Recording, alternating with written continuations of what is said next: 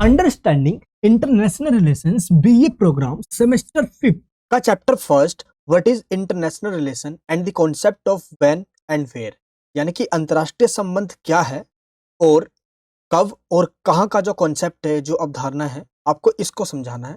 यही हमारा chapter first है।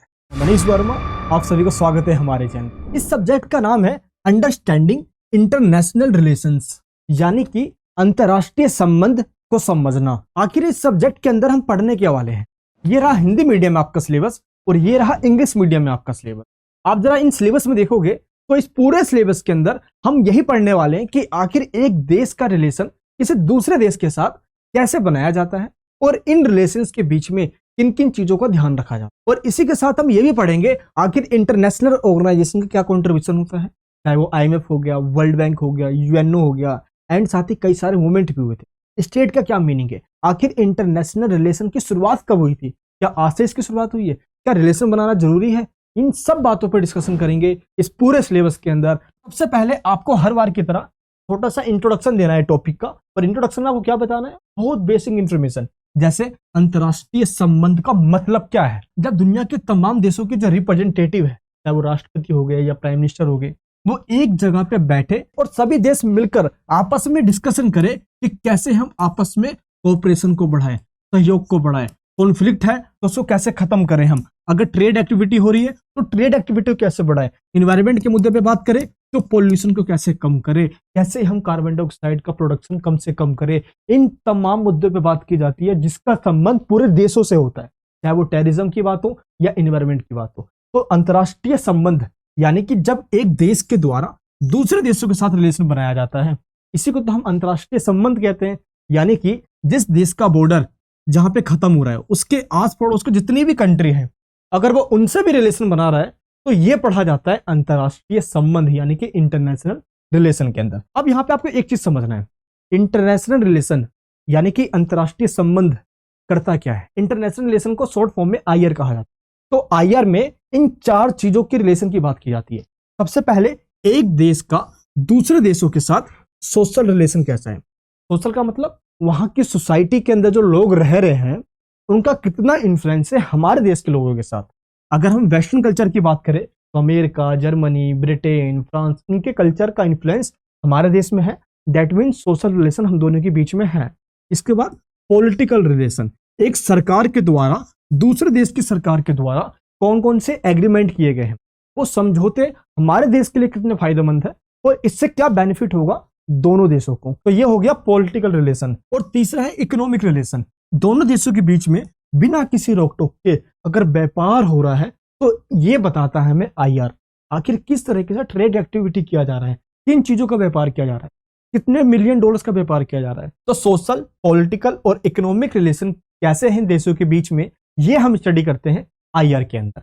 तो टोटल 3 एस्पेक्ट हमने यहाँ पे देखा, और दुनिया का चाहे जो भी देश है वो यही 3 रिलेशन बनाते हैं। इसके बाद चौथा रिलेशन आता है, वो है डिप्लोमेसी या स्ट्रेटेजिक रिलेशन। हम देशों के साथ रिलेशन बनाते हैं अपना फायदा देखकर। जैसे आप दोस्त बनाते हो ना किसी को, तो ये देखते हो भाई इससे मेरा क्या फायदा होगा, और ये रियलिटी है। जिस दिन फायदा खत्म, अरे रिश्ते खत्म। फायदे देख के रिश्ते बनाए जाते हैं। तो हम इंसानों से ही तो पूरा देश बना है, तो देश भी ऐसे ही करता है, उन्हीं देशों से रिलेशन बनाता है जिससे उसके फायदे होते हैं। उस देश से रिलेशन या तो पीछे हट जाएगा तो कुछ बोलेगा नहीं, जिससे उसके फायदे है नहीं। इसीलिए देशों का रिलेशन फायदे पे डिपेंड करता है, और ये प्रॉफिट देखा जाता है IR के अंदर भी। तो IR हमें इन रिलेशन के बारे में बताता है। इसी के साथ देशों के आपसी संबंध कैसे हैं, रिलेशन कैसे। अगर आपको रूस और यूक्रेन के रिलेशन देखना है तो ये बात आ जाएगी जियो पॉलिटिक्स, यानी कि IR हमें यही बताता है। अमेरिका और USA के रिलेशन कैसे हैं आज से 10 साल पहले और 10 साल बाद, ये सब कुछ हमें बताएगा IR। एंड इसके बाद क्या है, अगर कोई कॉन्फ्लिक्ट है, कोई एग्रीमेंट हुआ पड़ा है, कॉर्पोरेशन किन किन सेक्टर में है और किन सेक्टर में नहीं है, इन सभी चीजों की जानकारी हमें IR से मिलती है। तो जब हम पॉलिटिकल साइंस वर्ड यूज करते हैं ना, तो पॉलिटिकल साइंस क्या क्या पढ़ेंगे उसके अंदर। पॉलिटिकल साइंस के अंदर बहुत सारी चीजें आती है, जैसे पॉलिटी भी आती है, तो IR भी आती है, पब्लिक एडमिनिस्ट्रेशन भी आता है, कंपैरेटिव पॉलिटिक्स भी आता है, वेस्टर्न पॉलिटिक्स भी आता है, इंडियन पॉलिटिक्स भी आता है, बहुत सारी चीजें आती है। इसीलिए पॉलिटिकल साइंस का एक ऐसा सेक्टर है IR जो हमें एक देश के दूसरे देश के साथ क्या रिलेशन है ये समझने में हेल्प करता है। यहाँ पे आपको यही बताना है। एंड इसके बाद आपको ये देखना है कि इंटरनेशनल रिलेशन का 2 कॉन्सेप्ट, पहला कॉन्सेप्ट कब और कहाँ। इसका क्या मतलब है, देखिए अंतर्राष्ट्रीय संबंध यानी कि आईआर में हम ये भी पढ़ते हैं कि एक देश ने दूसरे देशों के साथ रिलेशन कब बनाया है। डेट मीन्स टाइमिंग क्या है। अब टाइमिंग क्या 10 बजे 11 बजे नहीं जी, मॉडर्न टाइम है, एंशिएंट टाइम है, पास्ट में, फ्यूचर में, प्रेजेंट में, ये सब कुछ देखा जाता है जब एक देश किसी और देश के साथ रिलेशन बनाता है, तो समय मायने रखता है। एंड इसके बाद क्या है, कहाँ, यानी कि किस देशों के साथ रिलेशन बना रहा है वो। अगर इंडिया यूरोपियन कंट्रीज के साथ रिलेशन बना रहा है तो यूरोपियन कंट्रीज क्या है हमारी, वेयर, यानी कि जगह, कहाँ, यूरोपियन कंट्रीज। अब किस कंट्री से, अब वो चाहे ब्रिटेन हो, जर्मनी हो, फ्रांस हो, नॉर्वे हो, पुर्तगाल हो, स्वीडन हो, स्विट्जरलैंड हो, जो भी कंट्री हो, ये डिपेंड करता है कि वो कंट्री किससे रिलेशन बना रहा है। तो यहाँ पे जो कॉन्सेप्ट है ना आईआर के अंदर, दो कॉन्सेप्ट जो आपसे क्वेश्चन में पूछा गया है, पहला क्या है, कब, यानी कि रिलेशन कब बनाया जा रहा है, एंड दूसरा रिलेशन किससे बनाया जा रहा है। तो अगर बात कब की आएगी तो यहाँ पे बात समय की आएगी, और अगर वेयर की बात आएगी यानी कि किस कंट्री, यानी कि प्लेस क्या है, किससे रिलेशन बनाया जा रहा है। तो यहाँ पे ये दो कॉन्सेप्ट है, इन दोनों कॉन्सेप्ट को आपको डिफाइन करना है। सबसे पहले हम बात करते हैं कब। दैट मीन्स जो आईआर है, यानी कि एक देशों का दूसरे देशों से ये जो रिलेशन चलता आ रहा है, क्या इसकी शुरुआत अभी हुई है या पहले के टाइम से भी इसकी शुरुआत हो चुकी थी, या पहले रिलेशन बनाए जाते थे। देखिए अगर हम बात करें हड़प्पन सिविलाइजेशन की, इतिहास में नहीं जाना, बस आपको ये देखना है कि एंशिएंट टाइम में हड़प्पन सिविलाइजेशन, उसके बाद रोमन अंपायर आया, ओटोमन अंपायर आया, तो क्या उस टाइम पे रिलेशन नहीं थे। देशों के रिलेशन तो उस टाइम भी हुआ करते थे, यानी कि हिस्टोरिकल बैकग्राउंड देखे तो देश उस टाइम भी रिलेशन बनाते थे। जैसे भारत के संबंध अरब कंट्री से हुआ करते थे, अफगानिस्तान वगैरह, इनसे काफी रिलेशन हुआ करते थे, क्योंकि मसालों का व्यापार यूरोपियन कंट्री से हुआ करता था, तो इनसे अरब देशों से हमारे घोड़े, इन सब के व्यापार हुआ करते। तो एंशिएंट टाइम में भी ट्रेड एक्टिविटी के द्वारा रिलेशन बनाए जाते थे, लेकिन जिस लेवल पे आज के टाइम पे रिलेशन बनाया जाता है वैसा उस टाइम पे नहीं था। ऐसा क्यों, क्योंकि आज है ग्लोबलाइजेशन। क्या उस टाइम पे टेक्नोलॉजी थी, नहीं थी। उस टाइम पे एक देश के पास जाने में भी महीनों लग जाते थे, पानी के रास्ते जाए या सड़क के रास्ते जाए, टाइम टेकिंग हुआ करता था ये। लेकिन आज मॉडर्न टाइम के अंदर कोई भी देश कट के नहीं रह सकता। आईआर में एक देश का दूसरे देश के साथ रिलेशन होता ही है, और यही रिलेशन हमें बताता है, यानी कि रिलेशन की जो बात है ये पास्ट हो या आज हमारे प्रेजेंट का टाइम हो, ये रिलेशन शुरुआत से ही रहा है। बट ये रिलेशन बनाने का दौर आज बहुत तेजी से बढ़ता जा रहा है, क्योंकि कोई कंट्री कटकर नहीं रह सकता। यही है हमारा इंटरनेशनल पॉलिटिक्स, जिसके अंदर एक देश के नेता दूसरे देश से संवाद करते हैं, वाद विवाद करते हैं, डिस्प्यूट होता है, कॉन्फ्लिक्ट होता है, तो उसका सॉल्यूशन करते हैं। मोदी जी अभी G20 की मीटिंग भी गए, तो क्या पहले ऐसा हुआ करता था कोई मीटिंग वगैरह, ऐसा कुछ भी नहीं था पहले। ना कोई इंटरनेशनल ऑर्गेनाइजेशन थी, ना ही कोई इस तरीके से कोई ऑर्गेनाइजेशन, संगठन था कोई, जहां पे देश आपस में मिलकर बैठ के कोई डिस्कशन कर सके। बिल्कुल ऐसा कुछ नहीं था। पहले क्या था कि एक देश अपने आप को पावरफुल बनाने के लिए दूसरे देश पे अटैक करके कब्जा कर लेता था। यही था इंटरनेशनल रिलेशन। बस जो पावरफुल कंट्री है वो दूसरों दबा के रखता था। तो दुनिया भर के अंदर कुछ ही कंट्री थे, जैसे ब्रिटेन है, फ्रांस है, स्पेन है, पुर्तगाल है, इनका ही नाम हुआ करता था बस। लेकिन वर्ल्ड वॉर सेकंड के बाद एक्चुअल में आप देखोगे जो आईआर है, यानी कि जो इंटरनेशनल रिलेशंस है, इसकी शुरुआत वर्ल्ड वॉर सेकंड के बाद ही हुई है, जब कंट्री आजाद होने लग गए। काफी सारे कंट्रीज आजाद हुए उस टाइम पे।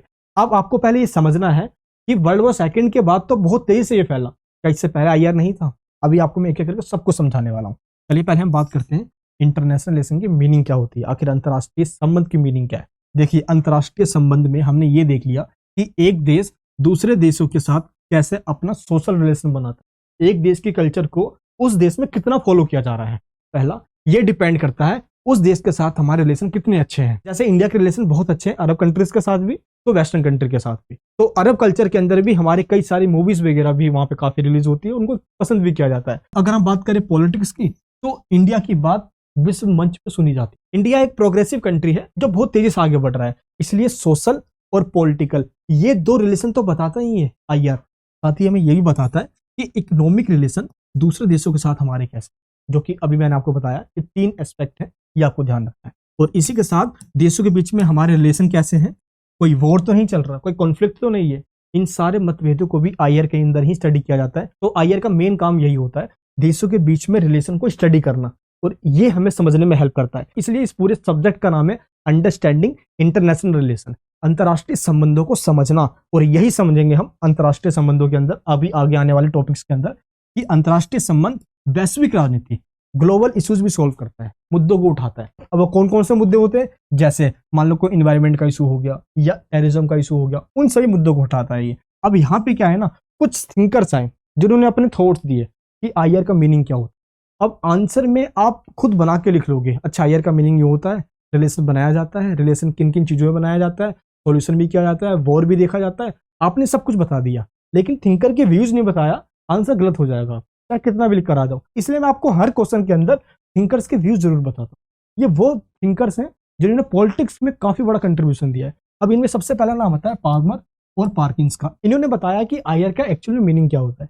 इन्होंने बताया कि अंतरराष्ट्रीय संबंध इतिहास यानी कि historical background plus political science की विधाओं से जन्मा है। यानी कि जो आईआर है ना, ये आईआर हिस्ट्री से भी प्लस पॉलिटिकल साइंस की जो पूरा स्ट्रक्चर रहा है, पहले ना स्टेट को ज्यादा जोर दिया था। अगर हम हिस्टोरिकल बैकग्राउंड को देखें तो सबसे पहले पॉलिटिकल साइंस के अंदर सिर्फ स्टेट का ही स्टडी किया जाता था, स्टेट पे फोकस किया जाता था बस। तो उस टाइम पे ही स्टेट और स्टेट का रिलेशन बाहर निकल कर आया, एंड इसके बाद स्टार्ट हुआ व्यक्ति यानी कि पर्सन का स्टडी करना।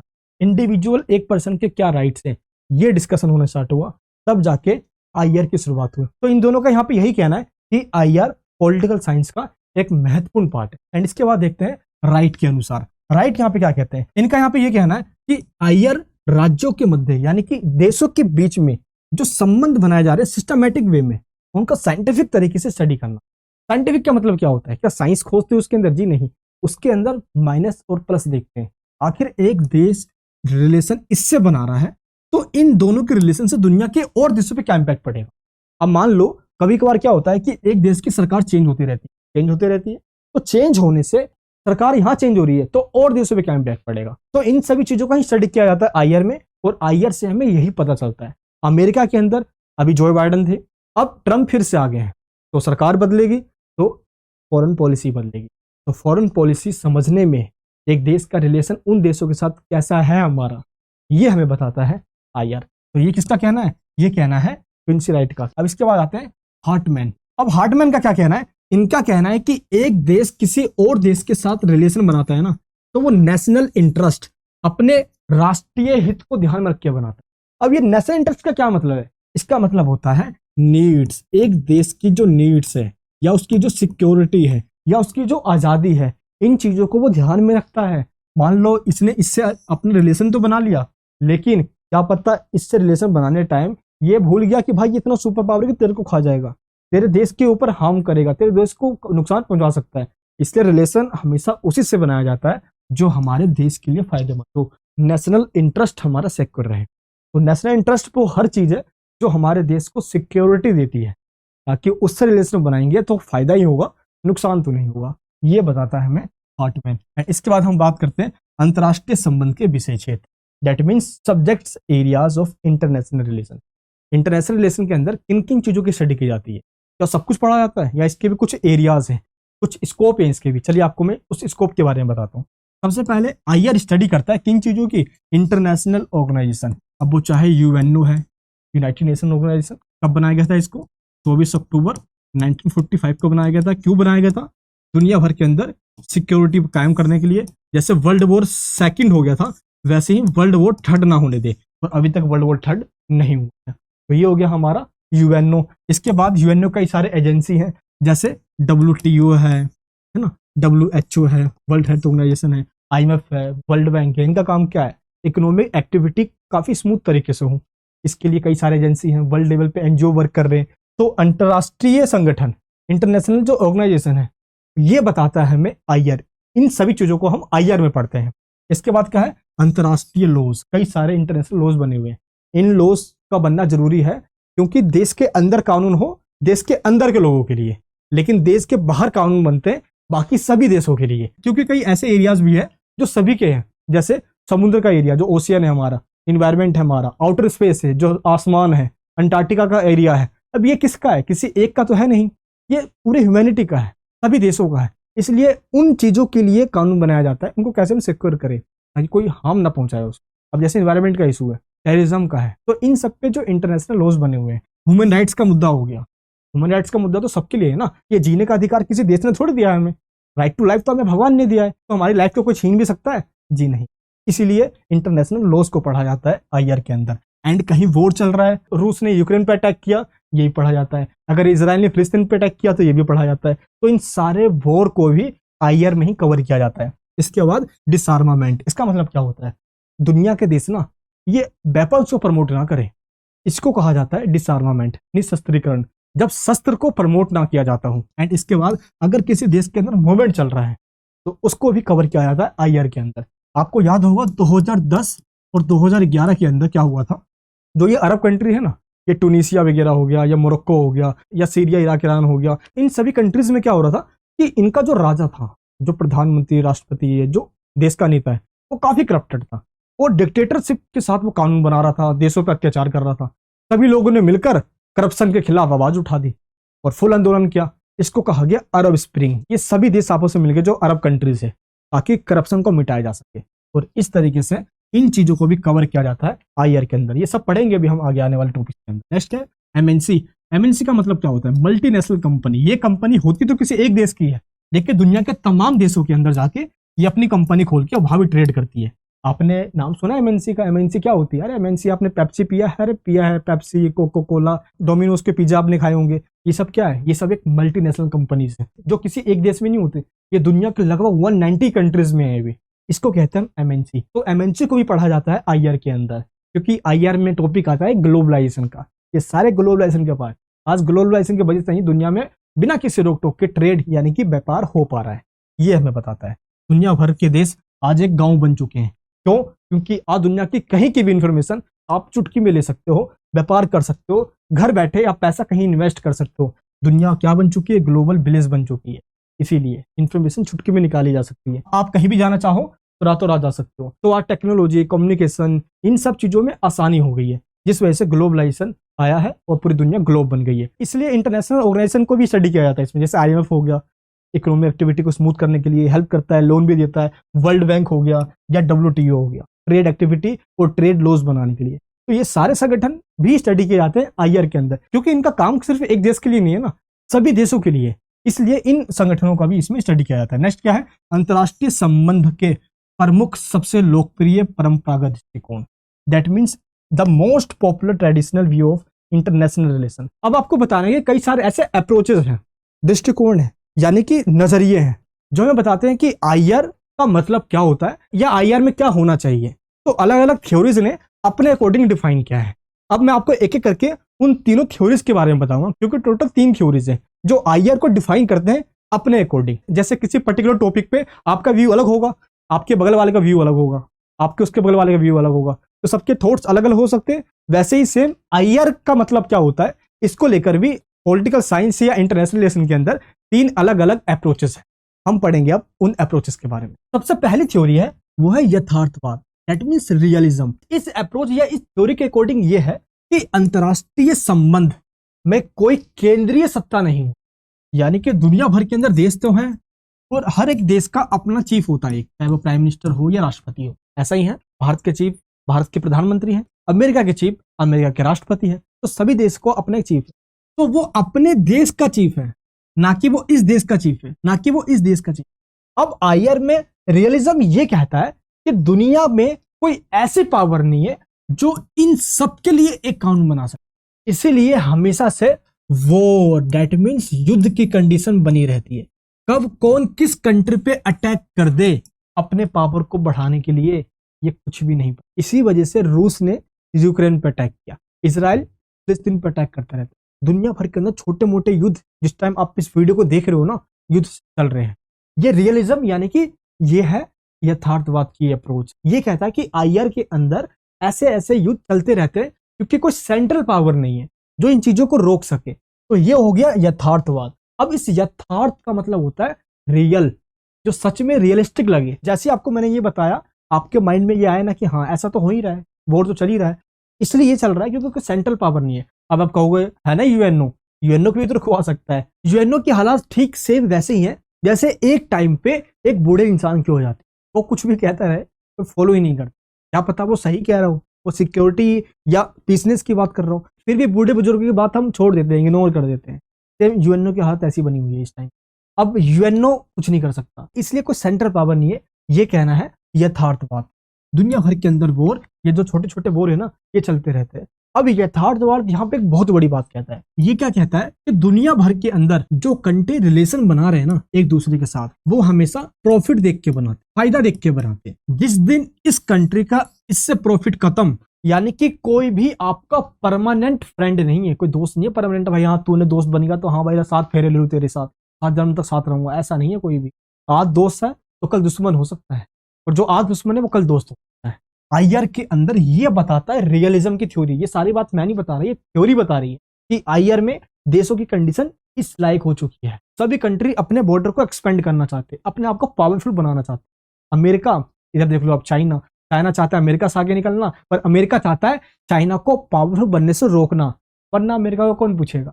ये चल रहा है इस टाइम पे हालात। और ये जो थ्योरी है ये किसने दी है? ये थ्योरी दी है मार्गेंथ्यू ने। मार्गेंथ्यू ने एक बुक लिखी थी जिसका नाम था पॉलिटिक्स अमंग नेशन, राष्ट्रों के बीच राजनीति। ये बुक आ गई थी 1948 में, और इस बुक के अंदर इस मार्गेंथ्यू ने एक थ्योरी दी जिसको कहा गया रियलिज्म।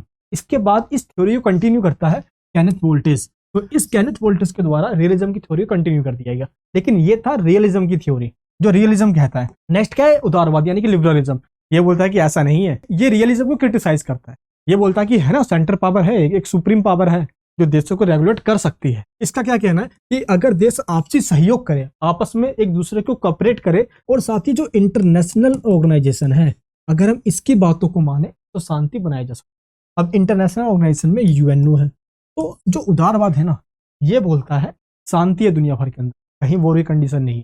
अब रियलिज्म की अप्रोच बोलता है कि नहीं, वॉर की कंडीशन है पूरी दुनिया भर के अंदर। सोच के तो देखो, कब किस पे कोई अटैक कर दे, क्यों अटैक कर दे? क्योंकि हर एक कंट्री आज वेपन्स पे पैसा लगा रहा है, हथियार तो है। अब जिसके पास हथियार है वो कभी ना कभी यूज तो करेगा ना उसको, और इसी वजह से हमेशा वॉर की कंडीशन बनी रहती। अब कोई कंट्री ऐसा भी है जो चाहता भी नहीं है वॉर की कंडीशन बंद हो जाए, क्योंकि उसके हथियार बिकने बंद हो जाएंगे। अब वो चाहे अमेरिका हो चाहे रसिया हो, ये वॉर चलता रहना चाहिए। हमें जो वॉर दिख रहा है ना, एक्चुअली में वो कुछ कंट्रियों के लिए बिजनेस है। ये वॉर चलते रहना चाहिए, ये लोग मरते रहने चाहिए। तो ये रियलिज्म कह रहा है, बट उदारवाद ये नकार दे रहा है, ऐसा कुछ भी नहीं है। यूएनओ है ना सुप्रीम पावर, हम इसकी बातों को माने। तो ये कहता है कि इंटरनेशनल ऑर्गेनाइजेशन, जो अंतर्राष्ट्रीय संगठन है, चाहे यूएनओ हो गया, इंटरनेशनल एजेंसी हो गई, अगर हम इनकी बात भी मान ले तो एक कंट्री दूसरे कंट्री के साथ कोऑपरेट करके भी शांति से काम चला सकता है। बट फिर ये कहता है उदारवाद कि जो डेमोक्रेटिक कंट्री है ना, वहां पे युद्ध कम होते हैं, क्योंकि बातचीत से और मेजोरिटी से काम किया जाता है। तो उदारवाद का ये कहना है। लेकिन अब जो उदारवाद की जो थ्योरी है किसने दी? ये दी है इमैनुअल कांट ने। ये एक political thinker Immanuel Kant, and इसके बाद है जोसेफ नाई ने। तो इन दोनों के द्वारा मेन ये उदारवाद की थ्योरी दी गई। अब इसके बाद देखना आपको, जो थर्ड यहाँ पे हमारा थ्योरी है वो क्या है? रचनावाद या संरचनावाद, जिसको हम कंस्ट्रक्टिविज्म भी कहते हैं। ये कहता है कि देशों का जो व्यवहार है, विचार है, पहचान है, इससे काफी प्रभावित होते हैं दुनिया भर के लोग, बहुत प्रभावित होते हैं। इसलिए ये थ्योरी कहता है कि हमें वॉर, पीसनेस, इन सब के साथ हमें देशों का जो बिहेवियर है ये स्टडी करना चाहिए। अब देशों का बिहेवियर कैसे, क्या बिहेवियर, कि वो कितना रिस्पेक्ट दे रहा है देशों को? जी बिल्कुल, ये हमें देखना चाहिए कि कौन कंट्री पहले किस पे अटैक कर रहा है। अगर कोई कंट्री ज्यादा एग्रेसिव है, जैसे आप चाइना को देख लीजिए, अपने आसपास से कंट्री को निगला जा रहा है वो, कैसे? जैसे ताइवान को देख लीजिए आप, अभी उन कंट्रीज को ये इकोनॉमिक हेल्प दे रहा है ताकि कर्ज देकर उनको फंसा ले और उनसे अपना काम निकाले। ये चाइना की पॉलिसी है, ये डिप्लोमेसी है उसकी। तो ये अप्रोच कहता है कि हमें दुनिया भर का जो स्ट्रक्चर है ना, जो संरचना है, ये सही करना होगा। अब चाहे सुप्रीम पावर की बात हो तो एक सुप्रीम पावर हो, उसके नीचे सभी कंट्रीज को फॉलो करे, देश के अंदर उसको कोई इंप्लीमेंट करवाए, तो पूरा एक स्ट्रक्चर ठीक होना चाहिए, तभी जाके ये चीजें ठीक हो सकती है। ये दिया है किसने? अलेक्जेंडर वेंट ने और पीटर केंजेनिस्टन ने। तो ये दो बंदों ने ये दिया है थ्योरी संरचनावाद की या रचनावाद, जिसको हम कंस्ट्रक्टिविज्म कहते हैं। तो अब मैं आपको वो सारे पॉइंट्स बता रहा हूं जो ये बताते हैं कि आईआर के अंदर कब रिलेशन बना और किन देशों के साथ बना। तो हमारा फर्स्ट पॉइंट है वेस्टफेलिया संधि और अंतरराष्ट्रीय संबंध की शुरुआत 1648। अब आपको यह समझना होगा, देखिए एक टाइम था जब पूरे इतिहास को हमने 3 पार्ट में पढ़ा है। पहला है हमारा एंशिएंट टाइम, जब राजा महाराजाओं का राज चल रहा था, चाहे वो रोमन एम्पायर हो, जब सिविलाइजेशन का दौर था, चीनी सिविलाइजेशन, हड़प्पन सिविलाइजेशन, मेसोपोटामिया, मिस्र की सभ्यता, ये सारी सभ्यता के बारे में आप सबने पढ़ा है। तो ये हमारा एंशिएंट टाइम है। लेकिन जब मिडिएवल टाइम आता है तो इस टाइम पे ये जो है ना राजा का तंत्र, ये बहुत ज्यादा एक्सट्रीम हो जाता है, क्योंकि यहाँ पे एक सिस्टम आता है, इसको कहा जाता है फ्यूडलिज्म। फ्यूडलिज्म का मतलब होता है सामंतवाद, जिसमें टॉप पे राजा होगा और उसके नीचे होंगे नोबल्स। दैट मीन्स सबसे ऊपर किंग, इसके बाद नोबल्स, इसके बाद फार्मर्स। ये किंग और नोबल्स यानी कि कुलीन तंत्र जो जमीनों के मालिक हुआ करते थे, ये दोनों मिलकर फार्मर्स का एक्सप्लोटेशन कर रहे थे। तो जो हमारे ये मध्यकाल का युग है, मिडिएवल एज, इसको डार्क एज कहा है। लोगों के पास ना ही राइट्स थे, सोशल राइट्स थे, ना ही पॉलिटिकल राइट्स थे। ऐसा क्यों? क्योंकि टॉप पे राजा बैठा हुआ है और राजा किसकी बात मान रहा है? राजा मान रहा है चर्च के फादर की बात। दैट मीन चर्च के जो फादर कहा करते थे, पॉलिटिक्स में राजा वही किया करता था। यानी कि पॉलिटिक्स और रिलीजन आपस में जुड़े हुए थे। बट यहाँ पे हुआ क्या? चर्च ने जो अंधविश्वास फैला रखा, ये करप्शन बहुत ज्यादा करता। भाई हमारे पास ये क्रॉस का निशान है, जो इसको दिखेगा उसकी इच्छाएं पूरी हो जाएगी, बस बदले में डोनेशन दो। तमाम पाखंड फैला रखा था इस चर्च ने।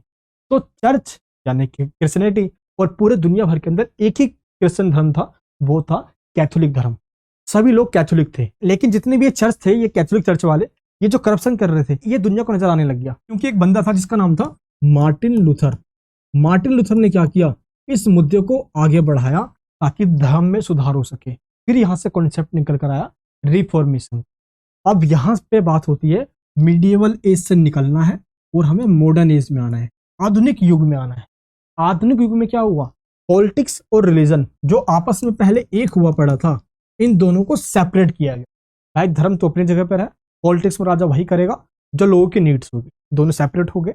चर्च में सुधार किया गया, यानी कि धर्म में सुधार किया गया। सेकंड पॉइंट क्या है? रिफॉर्मेशन, मार्टिन लूथर के द्वारा। यानी कि जिन लोगों ने मिलकर कैथोलिक चर्च का विरोध किया, प्रोटेस्ट किया, वो सभी लोग कहलाए प्रोटेस्टेंट, और जिन्होंने विरोध नहीं किया वो सारे कैथोलिक कहलाए। इस प्रकार ईसाई धर्म का दो पार्ट्स में डिवीजन हो गया, एक कैथोलिक और एक प्रोटेस्टेंट। तो इस प्रकार रिलीजन में रिफॉर्म किया गया। और इसके बाद कहानी की शुरुआत होता क्या है? पूरे यूरोपियन कंट्रीज के अंदर मॉडर्निटी आ गया। यानी कि अब हम आधुनिक काल में आ चुके हैं, मिडिएवल एज से निकलकर। जैसे ही चर्च और पॉलिटिक्स अलग होता है और रिफॉर्मेशन होता है रिलीजन के अंदर, अब मॉडर्न एज आ जाता है। लेकिन अब ये दोनों धर्म के लोग आपस में लड़ने लगे। कौन दोनों लोग? ये कैथोलिक वाले और प्रोटेस्टेंट वाले। कैथोलिक वाले कहते नहीं हम हैं ईसाई धर्म के सच्चे फॉलोवर्स, यहाँ पे प्रोटेस्टेंट वाले कहते नहीं हम हैं। तो यहाँ पे तू मैं होनी स्टार्ट हो गई। आपको पता होना चाहिए दुनिया के और धर्मों के अंदर ऐसा डिवीजन है। इस्लाम के अंदर भी शिया और सुन्नी नामक दो डिवीजन है। अगर आप देखोगे बौद्ध धर्म के अंदर भी, तो हीनयान और महायान आपने पढ़ा होगा, वहां भी डिवीजन। अगर हम जैन धर्म की बात करें तो श्वेतांबर और दिगंबर दो डिवीजन है। तो दुनिया के और भी कंट्री है जहाँ पे डिवीजन हुआ पड़ा है। लेकिन जैसे क्रिश्चियनिटी में ये दो रिलीजन का डिवीजन होता है, यहाँ पे कैथोलिक और प्रोटेस्टेंट, ये दोनों आपस में लड़ने लग जाते हैं। और वॉर की शुरुआत होती है 1618 में। 1618 में ये युद्ध स्टार्ट होता है इन दोनों के बीच में, इन दोनों ग्रुप के अंदर। और पूरा यूरोपियन कंट्रीज इस वॉर में लगा ही रहता है, युद्ध चलता ही रहता है। और ये चलता है 1648 तक, क्योंकि 1648 में एक एग्रीमेंट होता है इस वॉर को रुकवाने के लिए। इसी एग्रीमेंट को कहा जाता है वेस्टफेलिया की ट्रीटी, यानी कि वेस्टफेलिया की संधि। वेस्टफेलिया कुछ भी नहीं भाई, एक जगह का नाम है। तो वहीं पे एग्रीमेंट हुई थी, इसलिए इसको वेस्टफेलिया की ट्रीटी कहा जाता है। तो वेस्टफेलिया की संधि इसलिए की गई ताकि ये जो 30 सालों तक, ये देखिए आप टाइम पीरियड देखिए, जो 30 सालों तक ये वॉर चला आ रहा है, इसको रुकवाया जा सके। यानी कि धार्मिक युद्ध खत्म हुआ। दूसरी बात, पूरे यूरोपियन कंट्रीज में ना सभी कंट्री एक दूसरे गुलाम बना रखे। फ्रांस ने किसी और को, तो स्पेन ने किसी और को, नीदरलैंड अपना गुलाम था, स्वीडन अपना गुलाम था, स्विट्जरलैंड अपना किसी का गुलाम था। तो हर कंट्री किसी ना किसी का गुलाम था। अब जरा मुझे बताइए, अगर मैं किसी का गुलाम होऊंगा तो मैं थोड़ी किसी से जाके डायरेक्ट हाथ मिलाऊंगा। मेरे बिहाफ पे वो बंदा डायरेक्ट हाथ मिलाएगा जिसने मुझे गुलाम बना रहा। तो सेम यूरोप में यही हो रहा था। तो आईआर में तो रिलेशन बनाया जाता है ना देशों के साथ, तो रिलेशन बनाएगा कौन जब देसी गुलाम बैठे हुए हैं? तो इसी वजह से अब क्या हुआ, जैसे ही ये ट्रीटी हुई, धर्म युद्ध बंद हुआ जो 30 साल से चला आ रहा था। और दूसरी बात यहाँ पे ये हुई कि जो देश गुलाम थे उनको आजाद कर दिया। अब यहाँ पे कॉन्सेप्ट आता है सोवरेनिटी का, इसको हम संप्रभुता कहते हैं। ट्रीटी ऑफ वेस्टफेलिया में क्या क्या कहा गया, एक बार चलिए हल्के में आपको मैं समझा देता हूँ, ये टॉपिक आपके माइंड में घुस जाएगा। तो 30 साल तक जो युद्ध चला आ रहा था, इसको खत्म किया गया सबसे पहले। एंड इसके बाद क्या हुआ, ये संप्रभुता का कॉन्सेप्ट यहाँ पे इंप्लीमेंट किया गया कि जो देश गुलाम हुआ करते थे वो अब अपने देश के अंदर आजाद होंगे। अब वो आजाद है, इंडिपेंडेंट है, किसी और देश के साथ रिलेशन बनाने के लिए। आखिर सोवरेनिटी यानी कि संप्रभुता का मतलब क्या होता है? इसका मतलब होता है एक देश जो अपने देश के अंदर और अपने देश के बाहर के देशों के साथ रिलेशन बना सके, अपने देश के लिए डिसीजन वो खुद ले सके, ना कि उसके देश का डिसीजन कोई और ले। ये होता है सोवरेनिटी, संप्रभुता। तो ये हो गया हमारा सेकंड चेंज। एंड इसके बाद क्या हुआ, यूरोप के अंदर जो धार्मिक झगड़े चले आ रहे थे, जो कलह के लिए चल रहा था रिलीजन के नाम पे, ये बंद हो और कई सारे जो डिवीजन हुए ये बट गए। और इसके बाद जो कैथोलिक है उनको भी बोला गया कि भाई तुम भी ईसाई धर्म के हो और प्रोटेस्टेंट तुम भी ईसाई धर्म के। और दुनिया भर के अंदर आज भी कैथोलिक और प्रोटेस्टेंट दो ईसाई धर्म के कम्युनिटी के लोग चले आ रहे हैं। लेकिन इसके बाद क्या हुआ, फ्रांस और स्वीडन इनकी ताकत बढ़ गई। देखते ही देखते इनका और देशों के साथ रिलेशन बनना स्टार्ट हो गया। पहले रिलेशन बन नहीं पा रहा था, अब ये डायरेक्ट रिलेशन बनाने लग गए और नीदरलैंड, स्विट्जरलैंड जैसी कंट्रीज आजाद हो गई। पहले ये गुलाम चल रहे क्योंकि सोवरेनिटी का कॉन्सेप्ट इंप्लीमेंट किया गया, फर्स्ट टाइम ऐसा हुआ था। तो इस प्रकार हम कह सकते हैं कि जो आज हम देख रहे हैं ना नेशन स्टेट या जो आजाद कंट्री है, तो यहीं से शुरुआत होती है मॉडर्निटी की। दैट मीन्स आधुनिकता की। इसको ही कहा जाता है आधुनिकता। आधुनिकता का मतलब क्या होता है, जब ट्रीटी ऑफ वेस्टफेलिया हुई, कंट्री आजाद हुए, धर्म युद्ध बंद हुए और कंट्रियों ने आपस में रिलेशन बनाना स्टार्ट किया। अब इस रिलेशन का इन्होंने मिसयूज भी किया आगे चल के। ये जिस भी कंट्री में जाते हैं वहां पे कच्चा माल देखते, रॉ मटेरियल देखते, उस कंट्री को गुलाम बना लेते। इसमें स्पेन, पुर्तगाल, फ्रांस, ये ब्रिटेन, ये बड़े चंट कंट्री हुए, तभी भारत इनके चपेट में आ गया था। वो एक अलग टॉपिक है, बट मॉडर्निटी की शुरुआत यहाँ से हो गई और सोवरेनिटी की फर्स्ट टाइम यहाँ पे बात की गई। तो अगर अब आपसे कोई पूछे कि आईआर की शुरुआत ऑफिशियली कब हुई, तो बताना अब ट्रीटी ऑफ वेस्टफेलिया के बाद जब ये सारे चेंजेस आए तो देशों ने रिलेशन बनाने स्टार्ट किए। यहीं से ऑफिशियली आप कह सकते हो कि मॉडर्न एज के अंदर आज का जो हम टाइम देख रहे हैं आईआर की शुरुआत। दैट मीन्स एक देश के द्वारा दूसरे देशों के साथ पॉलिटिकल, इकोनॉमिक और सोशल रिलेशन बनानी स्टार्ट हो गई। क्योंकि एक देश से दूसरे देश में लोग जा रहे हैं तो अपने आइडियाज को लेकर जा रहे हैं, अपने कल्चर को लेकर जा रहे हैं, रिलेशन अपने आप ही बन जा रहे हैं। तो यहाँ पे बताना है कि यूरोप में राज्यों के बीच में बैलेंस ऑफ पावर बना क्योंकि सोवरेनिटी का कॉन्सेप्ट आ गया कि देशों को अब आजाद किया गया। तो फर्स्ट पॉइंट हो गया हमारा वेस्टफेलिया की ट्रीटी, जिसने देशों को आजाद किया रिलेशन बनाने के लिए। अब हम बात करते हैं अपने सेकंड पॉइंट की। सेकंड पॉइंट क्या है कि आईआर की शुरुआत हमने देखा कि वेस्टफेलिया ट्रीटी के बाद हुई है, लेकिन इससे पहले के टाइम पे भी आईआर देखा गया है। दैट मीन्स रिलेशन देखा गया है।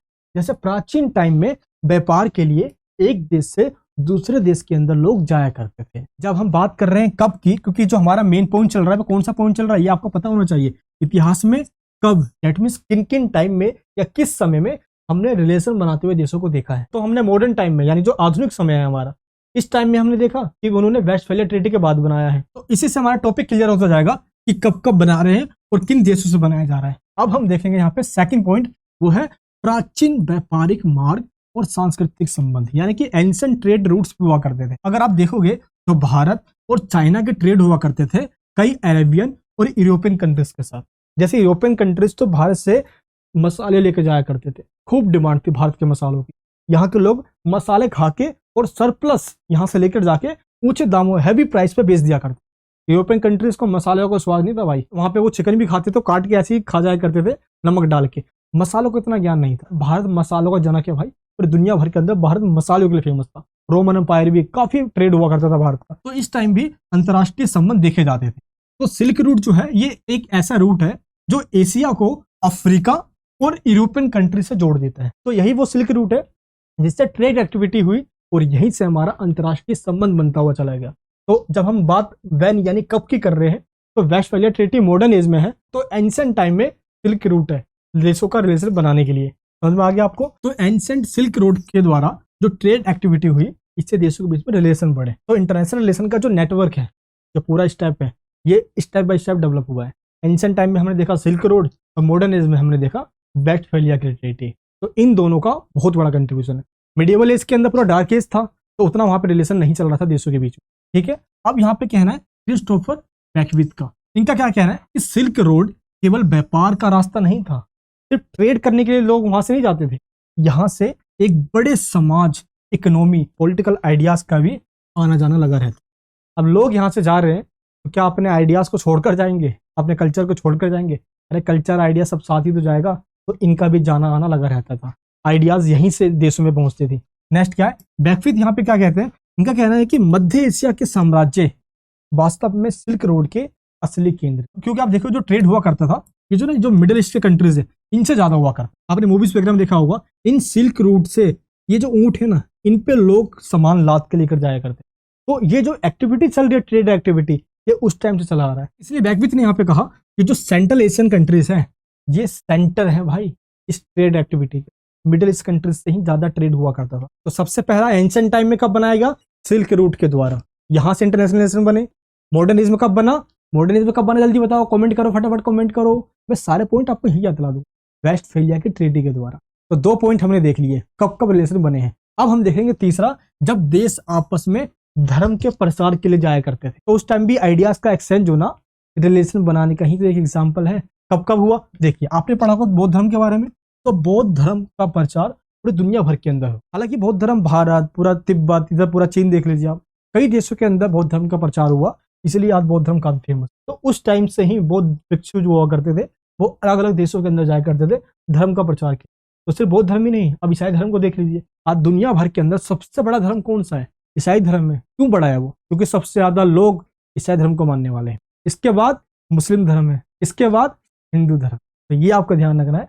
तो स्टार्टिंग से ही ये जो है ना कल्चर, अपने रिलीजन का प्रचार करना है, लोगों को अपने धर्म में लेकर आना है, उस टाइम से ही चला आ रहा है, जिसने आईआर के अंदर देशों के रिलेशन को और नजदीक लाके छोड़ दिया। बाकी सिल्क रूट का हमने जो इंपॉर्टेंस देख लिया, इसके माध्यम से अफ्रीका और एशिया के बीच में कल्चर रिलेशन भी बना। तो सिल्क रोड का भी काफी इंपॉर्टेंस है। और यही सेम बात यहाँ पे वैलेरी हेंसन भी कहती है कि जो सिल्क रोड है ना, ये सिर्फ ट्रेड करने के लिए नहीं है। ये बिग बैग ने भी यही कहा था।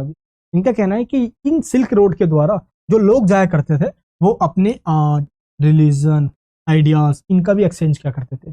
तो इसका यहाँ पे काफी बड़ा योगदान रहा सिल्क रोड का। ये यहाँ पे आपको बताना है। नेक्स्ट क्या है? के एन चौधरी। के एन चौधरी के भी आइडियाज इंपॉर्टेंट है। इन्होंने क्या कहा कि भारतीय महासागर ने कई अलग अलग सभ्यताओं को व्यापार और संस्कृति के माध्यम से जोड़ा है। एंशिएंट टाइम से मॉडर्न एज तक देखोगे आप, तो इंडिया और इंडिया के पड़ोस में जितने कंट्री, चाहे नेपाल देख लीजिए आप, वहां भी बौद्ध धर्म के लोग रहते हैं। तो धर्मों का प्रचार ऐसे ही हुआ है। नेक्स्ट पॉइंट क्या है? नई सोच और विस्तारित दृष्टिकोण। अब नए नए आइडियाज आ रहे हैं। अब ये आज के टाइम पे आ गए। हमने एंशिएंट टाइम में देखा सिल्क रोड का इंपॉर्टेंस, उससे इंटरनेशनल रिलेशन बढ़ा, और मॉडर्न एज में हमने देखा वेस्टफेलिया ट्रीटी के बाद जब देश आजाद हुए तो उस टाइम पे रिलेशन बढ़ा। तो 2 मेजर हमने कंडीशन देख लिए कि कब रिलेशन हुआ है और किन किन देशों से हुआ है। तो कब और कहाँ का कॉन्सेप्ट हमारा यहाँ पे क्लियर हो जाता है। अब हम बात करते हैं फर्स्ट पॉइंट में कि 20th सेंचुरी में देशों का मुख्य कर्ता होना, ये इंपॉर्टेंट हो गया। क्योंकि अब हम देख रहे हैं नई आइडियाज, अब ये नए नए आइडियाज आ रहे हैं। अब क्या हो रहा है कि देश अपने आप को रिप्रेजेंट कर पा रहे हैं, अपने बातों को रख पा रहे हैं। ऐसा क्यों? अब देशों का इंपॉर्टेंस बढ़ने लगा। दुनिया भर के अंदर 1-2 नहीं, कई सैकड़ों छोटे मोटे युद्ध हुए, और इसके अलावा 2 वर्ल्ड वॉर भी हो गए। जैसे आपने सुना होगा कोल्ड वॉर के बारे में, जब पूरी दुनिया 2 पार्ट्स में डिवाइड हो गई। एक तरफ था हमारा यूएसए और एक तरफ था यूएसएसआर। 2 पार्ट्स में डिवाइड हो गई थी। तो हमने कोल्ड वॉर भी देखा, और इसके अलावा हमने वर्ल्ड वॉर भी देखा। वर्ल्ड वॉर फर्स्ट 14 से लेकर 18 तक हुआ, एंड वर्ल्ड वॉर सेकंड 1939 से 1945 तक हुआ। तो वर्ल्ड वॉर फर्स्ट और सेकंड में कितने लोग मारे गए। इसके बाद अब दुनिया के देशों को ये लगने लग गया कि बहुत बोर हो गए यार, बहुत युद्ध हो गए, अब हमें आपस में बातचीत करना होगा। तो जब देश बातचीत करेंगे तो रिलेशन बनेगा। इसी को कहा जाता है अंतर्राष्ट्रीय संबंध। तो मॉडर्न एज की जब हम बात करते हैं तो नए नए आइडियाज, नए नए अप्रोच निकल कर आए, जिसमें हम ये कह सकते हैं कि जो देश है ना, अब यही मेन कर्ता धर्ता बन बैठे। पहले ये वॉर करने में लगे पड़े थे, लेकिन अब यही आवाज उठा रहे कि इतने वॉर हमने देख लिया, अब हमें बातचीत करना है। अब यहीं से इंटरनेशनल रिलेशन की शुरुआत हुई, जब ये सारे वॉर हुए, जब देशों ने कहा भाई अब युद्ध को रोकना पड़ेगा। ऐसी देश हुई पड़ी है, जनहानि और धनहानि दोनों की बर्बादी होती है। लोग तो मरते ही हैं, पैसे भी बर्बाद होती है, रिसोर्सेज भी बर्बाद होता है, और जिस कंट्री के अंदर ये वॉर हो रहा है उस कंट्री का तो सत्यानाश हो जाता है। अब देशों को समझ में आ गया, इसलिए अब बात होती है स्टॉप वॉर। इसलिए अब देशों ने रिलेशन को बढ़ाना स्टार्ट किया। अब हम देखते हैं सेकंड पॉइंट, नवीनतम यथार्थवाद। रियलिज्म का एक नया रूप आया। अब यहाँ पे क्या हो रहा है, जैसे कोई वॉर खत्म हो रहा है, एंड हो रहा है, उसके बाद देश आपस में मिलने आ रहे हैं, फिर कोई वॉर खत्म हो रहा है, फिर देश आपस में मिलने आ रहे हैं। मैं आपको एग्जांपल देता हूँ, फिर आपको समझ में आएगा। देखिए हुआ क्या, 1914 से लेकर 1918 तक जब वर्ल्ड वॉर फर्स्ट हुआ, तो इसके बाद देश आपस में मिलने आए कि यार बहुत नुकसान हो गया, वॉर नहीं करना चाहिए। तो जाके दोस्त 1920 के अंदर लीग ऑफ नेशन नामक, लीग ऑफ नेशन, जिसको हिंदी में कहा जाता है राष्ट्र संघ, एक संगठन बनाया गया, जिसका काम क्या था कि दुनिया में फिर से कोई वर्ल्ड वॉर सेकंड ना होने देना। इसका काम ये था। जैसे आज यूएनओ है ना, यूएनओ को तो आप अब जानते हो, कोई नाम जानता है राष्ट्र संघ का, लीग ऑफ नेशन। यूएनओ को पहले लीग ऑफ नेशन कहा जाता, 1920 में यूएनओ बन गया था। बट इसका काम था वर्ल्ड वॉर सेकंड ना होने देना। बट हुआ क्या, वर्ल्ड वॉर सेकंड रोक पाया? ये नहीं रोक पाया। वर्ल्ड वॉर सेकंड की शुरुआत 1939 में हो गई। जब क्या हुआ, जब जर्मनी ने पोलैंड पे अटैक कर दिया। पोलैंड ब्रिटेन का दोस्त था, इसने साथ दिया इसका, पोलैंड का, ब्रिटेन ने फाइनली जर्मनी पर अटैक कर दिया। फिर हुआ क्या, पूरी दुनिया में वर्ल्ड वॉर सेकंड स्टार्ट हो गया। तो 1939 में स्टार्ट होता है और 1945 तक चलता है ये वर्ल्ड वॉर सेकंड। अब क्या होता है, दुनिया को लगा फिर से यार वर्ल्ड वॉर सेकंड हो गया, किसने रूल को फॉलो किया ही नहीं, लीग ऑफ नेशंस को सबने हल्के में ले लिया, वर्ल्ड वॉर सेकंड हो गया, लो भाई करवा इसी के तैसे। अब क्या होता है, फिर से एक मीटिंग होती है 1945 में और 24 अक्टूबर 1945 को फाइनली बनता है यूएनओ। ये रोक नहीं पाए, इसको खत्म कर दिया जाता है, इसी का नाम चेंज करके यूएनओ कर दिया जाता है। यूएनओ को मेन काम दिया गया वर्ल्ड वॉर थर्ड ना होने दिया। जैसे दुनिया की हालात लग रही है, पता नहीं कब हो जाए वर्ल्ड वॉर थर्ड, बाकी छोटे मोटे युद्ध होते ही रहते हैं, तो यूएनओ की हालत भी काफी कमजोर है इस टाइम पे। लेकिन फिर भी अभी तक वर्ल्ड वॉर थर्ड नहीं हुआ। देखो रोमितस ने कहा ना भाई ठीक है, वर्ल्ड वॉर थर्ड हुआ तो नहीं है ना, इसलिए यूएनओ को बनाए रखना है, यूएनओ खत्म नहीं होगा। तो ये यहाँ पे ध्यान रखना है आपको। तो यहाँ पे एक ये कॉन्सेप्ट निकल कर आया कि जब भी कोई वॉर खत्म होता है हम कोई ऑर्गेनाइजेशन बना देते हैं। वर्ल्ड वॉर फर्स्ट के बाद लीग ऑफ नेशन बना दिया हमने ताकि सिक्योरिटी बना के रखे, वो नहीं हुआ फिर यूएनओ बना। तो ये यहाँ पे कहा जा रहा है, ठीक है। लेकिन जब भी हम कोई ऑर्गेनाइजेशन बना रहे हैं तो देश तो आपस में आ ही रहे हैं ना, तो कहीं ना कहीं IR that means international relation तो बढ़ ही रहा है यहाँ पे। ये आपको बताना है कि जब जब इंटरनेशनल ऑर्गेनाइजेशन बनता है, दुनिया भर के अंदर इंटरनेशनल रिलेशन बनता है, अंतर्राष्ट्रीय संबंध बनता है। जब देशों के संबंध अपने देश तक लिमिटेड ना होकर दुनिया के तमाम देशों से होता है, उसी को तो हम अंतर्राष्ट्रीय संबंध यानी कि इंटरनेशनल रिलेशन कहते हैं मेरे दोस्त। अब हम देखते हैं थर्ड पॉइंट, गैर राज्यकर्ताओं की भूमिका, role of non state actors. इसका क्या मतलब है, देखिए कई सारे ऐसे इश्यूज है जो इश्यूज सभी के लिए एक जैसे हैं, तभी सब लोग सामने आएंगे इन इश्यूज के लिए। अब इन इश्यूज में क्या है ना कि कोई देश ये नहीं कह सकता कि इससे मेरा कोई लेन देन है नहीं। जैसे सामाजिक आंदोलन, कोई सोशल मूवमेंट चलता है तो किसी और देश में चलता है तो और देश भी इससे इन्फ्लुएंस होते हैं, भाई वहां पे ऐसा हो रहा है हम भी करेंगे। मैंने आपको एग्जांपल दिया था अरब स्प्रिंग का, 2010-11 का टाइम पे शुरुआत हुई थी कहां से, अफ्रीका या कंट्री भाई मोरक्को, ट्यूनीशिया, वहां से शुरुआत हुई थी, लेकिन फैल गया अरब कंट्री में भी, सब देशों के अंदर फैल गया धीरे धीरे करके, चपेट में आ गए सारे, करप्शन के अगेंस्ट में, डिक्टेटरशिप के अगेंस्ट में, पूरा अरब स्प्रिंग बन गया। सोशल मूवमेंट का इम्पैक्ट और देशों पे पड़ता है। नेक्स्ट क्या है, प्रवासी। देखो माइग्रेट होकर जब लोग जाते हैं तो वो किसी और कंट्री से किसी और कंट्री में जा रहे हैं, तो उस देश की सरकार का रिएक्शन आता है। यहां से क्या होता है, एक देश का मुद्दा यह है नहीं, इसलिए और देश आपस में सामने आ जाते हैं। नेक्स्ट क्या है, अंतर्राष्ट्रीय संगठन, इंटरनेशनल ऑर्गेनाइजेशन। इसको हम इसलिए कह रहे हैं क्योंकि इसके अंदर कोई एक कंट्री तो है नहीं, आपस में सभी कंट्री ने मिलाकर इसको बनाया हुआ है। जैसे यूएनओ है तो यूएनओ के अंदर 193 कंट्री है। जैसे आईएमएफ है, इंटरनेशनल मॉनेटरी फंड, इसके अंदर 184 कंट्री है। इसके बाद वर्ल्ड बैंक है, डब्ल्यूटीओ है, सबके अंदर इतने सारे कंट्रीज हैं, तभी तो ये एक इंटरनेशनल ऑर्गेनाइजेशन है। और जब सारे कंट्रीज मिलते हैं तो यहाँ से बनता है इंटरनेशनल रिलेशन। अब देखना आपको अंतर्राष्ट्रीय संबंधों में इनका बहुत बड़ा रोल है, तब जाके कंट्रीज ने आपस में रिलेशन बनाना स्टार्ट किया इन सभी इश्यूज को लेकर, क्योंकि ये किसी एक देश के लिए है नहीं, चाहे वो पॉल्यूशन का मामला हो, इन्वायरमेंट को लेकर हो या वो टेररिज्म को लेकर हो, सभी कंट्री आपस में आएंगे, सामने बैठेंगे, क्योंकि इससे कोई एक कंट्री चपेट में है नहीं, सारे कंट्रीज के चपेट में। अब आएंगे वो शांति की बात करने के लिए, भाई शांति की दुहाई देंगे, है ना। एंड इसके बाद नेक्स्ट मेन पॉइंट है हमारा, वो है अंतर्राष्ट्रीय संबंध का महत्व क्या है, क्यों पढ़ रहे हैं हम इंटरनेशनल रिलेशन, ये हमारी क्या हेल्प करता है। ये सबसे पहले हेल्प करता है इंटरनेशनल इश्यूज को समझने के लिए। हम अपने कंट्री में रहते हैं, आसपास क्या हो रहा है हम ये तो समझते हैं, लेकिन वर्ल्ड में क्या हो रहा है ये समझने में हेल्प करता है आईआर। बाकी आज के इस टेक्नोलॉजी वाले एरा के अंदर दुनिया को समझना बहुत आसान हो गया है। यूट्यूब है, ग्लोबल कई सारे ऐसे चैनल्स हैं, कई सारे ऐसे मीडिया चैनल्स हैं जो दुनिया भर की जानकारी आपको घर बैठे दे देते, तो ये हमें इस चीज में हेल्प करता है। तो कहीं ना कहीं दुनिया को समझने में कहाँ पे क्या हो रहा है ये हमें पता होना चाहिए, हम इससे अपडेटेड रहने चाहिए, हम अवेयर होंगे। फिर नेक्स्ट क्या है, वैश्विक सहयोग को बढ़ाता है, ये ना ग्लोबल कोऑपरेशन को बढ़ाता है। अगर आईआर के अंदर हम ये समझ ले कि हमारी प्रॉब्लम क्या है, यही सेम प्रॉब्लम उसकी भी चल रही है, तो आपस में एक पूरी कम्युनिटी बनती है, ताकि हम एक प्रेशर बना सके विश्व के मंच पे, वर्ल्ड के मंच पे। एक कंट्री अकेला बोलेगा मजा नहीं आएगा, सारे कंट्री मिलकर बोलेंगे, हिला के रख दे। वर्ल्ड बैंक हो, आईएमएफ हो, यूएनओ हो, इन सभी ऑर्गेनाइजेशन के अंदर छोटे कंट्री से कोई भाव नहीं देता जब तक ये साथ में कम्युनिटी न बना ले। आपको याद होगा वर्ल्ड वॉर जैसे सेकंड खत्म हुआ था, इंडिया आजाद हुआ 1947 में, हमारे पास ऑप्शन था या तो यूएसए में शामिल हो जाए या यूएसएसआर में शामिल हो जाए, लेकिन हम क्या किसी में शामिल हुए नहीं। हालात हमारी खराब थे उस टाइम, किसी एक में शामिल होते पे ले जाते किसी और के द्वारा। दुश्मनी क्यों ले भाई, हमने एक अलग से संगठन बना ली जिसको कहा गया नाम नॉन अलाइज मूवमेंट, यानी गुट निरपेक्ष आंदोलन। तो किसी गुट में शामिल नहीं होंगे, वो निरपेक्ष रहेंगे, अलाइंड रहेंगे, डेट मींस अलग रहेंगे उनसे, और उनसे इकोनॉमिक हेल्प लेंगे। तो सेम क्या है, आर्थिक सहयोग को बढ़ाना आपस में मिलकर। नेक्स्ट पॉइंट क्या है, शांति सुरक्षा को बढ़ावा देना, ये बहुत जरूरी है, ये हमें आईआर बताता है। क्यों, क्योंकि जो ग्लोब है ना, ये पूरा जो अर्थ है ये हम सबकी है, किसी एक की नहीं है, इसलिए इसको बचाने की जिम्मेदारी भी हम सबकी है, किसी एक की नहीं। ये बताता है हमें आईआर के अंदर देशों का कंट्रीब्यूशन कितना है, कहाँ पे कौन कर रहा है और कहाँ पे नहीं कर रहा है। इसलिए ग्लोबल सिक्योरिटी का जो मामला है ये सभी देशों के लिए इक्वल है। सहयोग को बढ़ावा देना, व्यापार को बढ़ावा देना और ह्यूमन राइट्स के मुद्दों को दुनिया के और देशों में अगर कोई खराब चल रहा है तो वो मुद्दों को हाईलाइट करना। जैसे अभी आपने देखा होगा नॉर्थ कोरिया की हालत बड़ी खराब है, वहां पे लोगों को बेसिक राइट्स भी नहीं है, यानी धरती पे ही नर्क वो नॉर्थ कोरिया में देख सकते हैं लोग वहां पे कैसे जी रहे हैं। तो ह्यूमन राइट्स के मुद्दों को हाईलाइट करते हैं आईआर के अंदर और कंट्रीज के द्वारा, ताकि वो कंट्री इंटरनेशनल लेवल पे ब्लैक लिस्टेड किया जा सके। जैसे ग्रे लिस्ट में डाल दिया था पाकिस्तान को। अब देखो जो भी कंट्री खुले रूप से टेररिज्म को प्रमोट करेगा है, जो किसी के ह्यूमन राइट्स को वॉयलेंस करेगा, लिबर्टी को खतरे में डालेगा, तो वो कंट्री हाईलाइट हो जाएगा, फिर दूसरा कोई कंट्री उससे रिलेशन नहीं बनाएगा। तो इसका ध्यान रखा जाता है आईआर के अंदर। नेक्स्ट क्या है, उभरती चुनौतियों का समाधान। एक कंट्री अकेला करेगा हालत खराब हो जाएगी, सभी कंट्री मिल के करेंगे जीत मिलेगी।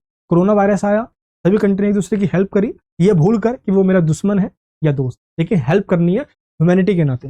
यही हेल्प हुई तब जाके हमने कोरोना पे काबू पाया। एंड इसके बाद क्या, इंटरनेशनल रिलेशन के अंदर साइबर सिक्योरिटी भी पढ़ते हैं। आज क्या हो रहा है कि डेटा चोरी हो रहा है, आपकी प्राइवेसी चोरी हो रही है। आज हमारे बारे में जानकारी चाइना रख रहा है, हर एक बंदे की जानकारी अमेरिका के पास है। तो अपनी प्राइवेसी को हम कैसे बचाएं? अगर एक देश की इन्फॉर्मेशन किसी और देश के पास पहुंच जाए तो ये तो भाई हमारी सोवरेनिटी को खतरे में आ जाएगी, हमारी जो आज़ादी है वो खतरे में आ जाएगी, फिर वो कंट्री उन डेटा का मिसयूज करेगा। इसलिए साइबर अटैक के जो मामले हैं इससे निपटना बहुत जरूरी है। तो साइबर अटैक से कैसे निपटा जाए, ये देशों के साथ हेल्प से ही हो सकता है, आपस में कोऑपरेट करके ही हो सकता है। नेक्स्ट क्या, न्यूक्लियर बॉम्ब को प्रमोट करने से रोकना। ये परमाणु बम अगर किसी ने छोड़ दिया ना भाई, तो ये एक दो कंट्री को नहीं 70-80 कंट्री को एक साथ लपेटे में ले लेगा। इतना ज्यादा पावरफुल आज के एटम बम्स बनाए जा रहे हैं। तो इस चीज को रोकना बहुत जरूरी है इस टाइम पे, और आईआर में रिलेशन बनाने से ही ये चीज हम कम कर सकते हैं। नेक्स्ट क्या, वैश्विक खतरों से निपटने के लिए स्ट्रैटेजी बनाना। जब देश आपस में मिलते हैं तो स्ट्रैटेजी इसीलिए बनाते हैं वो।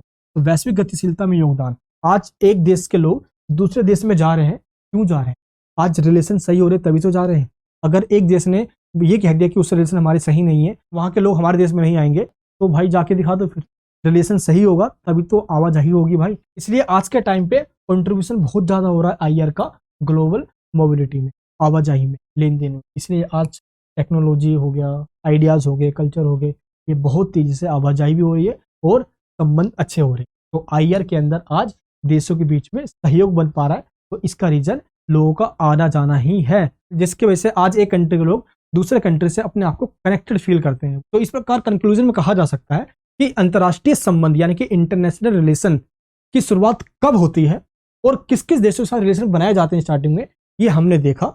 और कब कब क्या हुआ, जैसे स्टार्टिंग में हमने देखा कि सिल्क रूट से वो स्टार्ट हुआ, इसके बाद वेस्टफैलिया ट्रीटी हमने देखा, एंड इसके बाद कई देशों ने अपना जो ऑर्गेनाइजेशन बनाया उसमें देश आपस में शामिल हुए, तो इससे भी इंटरनेशनल रिलेशन यानी कि संबंध बने आपस में। वॉर के बाद रिएक्शन हुआ, तो ये सारे चीज हमने देखा। तो अंतर्राष्ट्रीय संबंध यानी कि इंटरनेशनल रिलेशन देशों को आपस में इंटरेक्शन करने के लिए, संबंध बनाने के लिए, सहयोग करने के लिए एक साथ लेकर आता है, ताकि कॉन्फ्लिक्ट के मुद्दों को बातचीत के माध्यम से सुलझाया जा सके। नोट्स को डाउनलोड कर लेना, क्योंकि एग्जाम में सारे क्वेश्चन इस नोट्स में से आएंगे as it is same question, और जिस फॉर्मेट में मैंने आपको आंसर दिया है तो सेम इसी फॉर्मेट में आपको आंसर लिखकर आ जाना।